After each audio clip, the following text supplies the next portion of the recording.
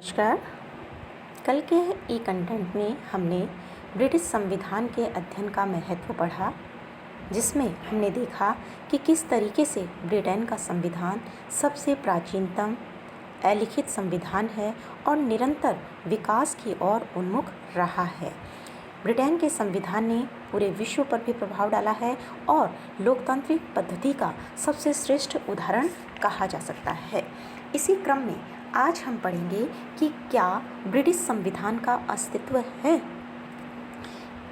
जब हम संविधानों की बात करते हैं और विशेष रूप से जब ब्रिटेन के संविधान की बात करते हैं तो कई आलोचक जो है वो ये कहते हैं कि चूँकि ब्रिटेन का संविधान जो है वो लिखित रूप में नहीं है, इसलिए इसका कोई अस्तित्व नहीं कहा जा सकता। हालांकि इंग्लैंड के लोग इस बात पर गर्व महसूस करते हैं कि उनका संविधान एक श्रेष्ठ और सबसे प्राचीन संविधान है, लेकिन अन्य जो विद्वान हैं वो संविधान के अस्तित्व पर संदेह व्यक्त करते हैं।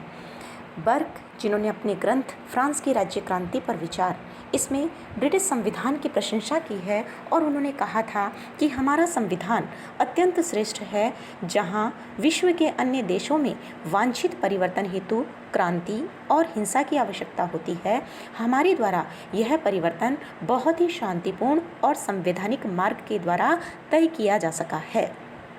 उनके इस कथन पर अमेरिका के प्रसिद्ध विद्वान टॉमस पेन ने चुनौती दी है और उन्होंने कहा था, क्या बर्क महोदय ब्रिटिश संविधान की कोई प्रति प्रस्तुत कर सकते हैं? यदि नहीं तो हम इस निष्कर्ष पर पहुंचते हैं कि ब्रिटिश संविधान का न तो कभी अस्तित्व था और न है, यद्यपि उक्त संविधान के विषय में बहुत कुछ कहा गया है। तो इस प्रकार हम देखते हैं कि अपने विचारों के माध्यम से किस तरीके से टॉमस पेन ने ब्रिटेन के संविधान को चुनौती दी है।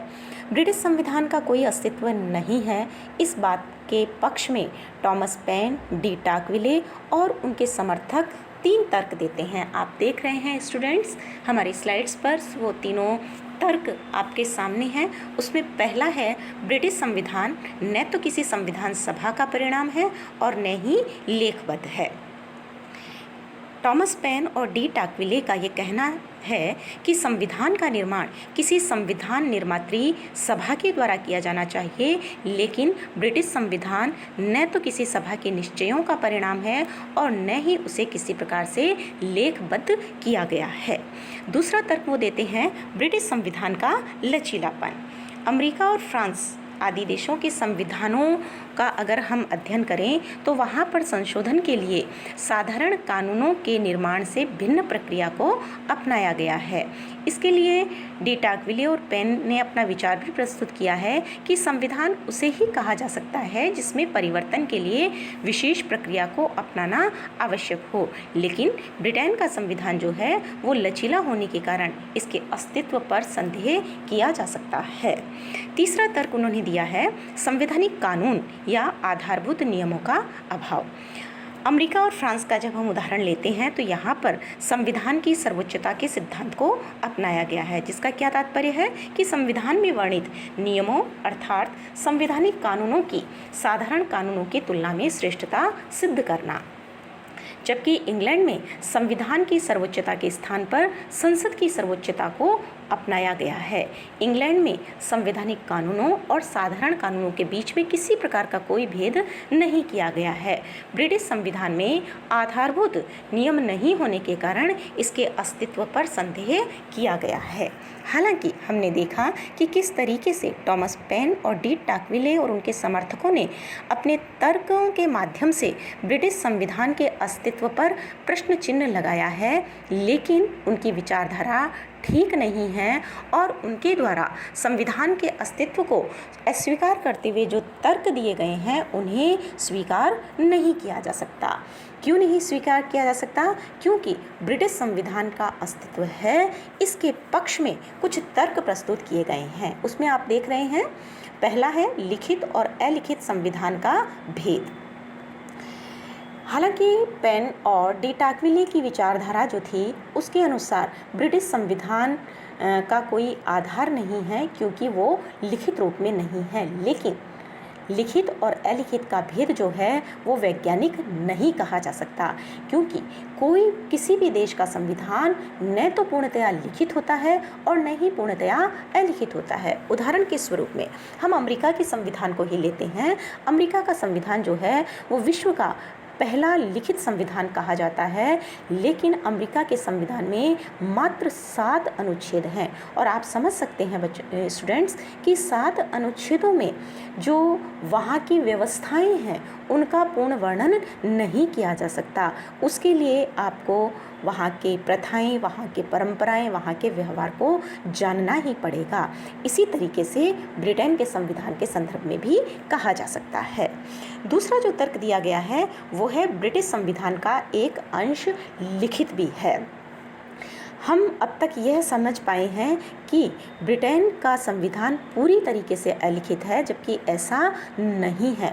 ब्रिटेन के संविधान में भी कुछ लिखित अंश हैं, जैसे कि 1215 का मैग्ना कार्टा, 1628 का अधिकार याचना पत्र, 1689 का अधिकार पत्र, 1920 का आयरलैंड की स्वतंत्रता का अधिनियम, 1937 का सम्राट के मंत्री परिनियम और 1947 का भारत स्वतंत्रता अधिनियम। ये इसी प्रकार के उदाहरण हैं जिसमें कि लिखित रूप से बहुत कुछ ब्रिटेन के बारे में वर्णित किया गया है, ब्रिटेन की शासन व्यवस्था के बारे में बताया गया है। तो ब्रिटिश संविधान को अलिखित और अमेरिकी संविधान को लिखित संविधान भले ही कहा जाता है, लेकिन इस आधार पर हम यह नहीं कह सकते कि ब्रिटेन का संविधान जो है वो पूर्णतः अलिखित है। तीसरा आता है ब्रिटिश संविधान में आधारभूत नियमों का समावेश। यह कहना भी गलत है कि ब्रिटिश संविधान में किसी प्रकार के कोई आधारभूत नियम नहीं है, जैसा कि टॉमस पेन और डी टाकविले ने अपने तर्कों में दिया था, क्योंकि 1215 का मैग्ना कार्टा, 1628 का पिटिशन ऑफ राइट्स, 1689 का बिल ऑफ राइट्स, ये इस प्रकार के आधारभूत नियम हैं जिनके आधार पर ब्रिटिश संविधान जो है उसमें बहुत कुछ व्यवस्थाएं लिखी गई हैं। अगला और अंतिम आता है ब्रिटिश संविधान केवल सिद्धांत में ही लचीला है, व्यवहार में नहीं। डी टाकविले और टॉमस पेन ने के अन्य तर्कों का भी कोई महत्व नहीं है।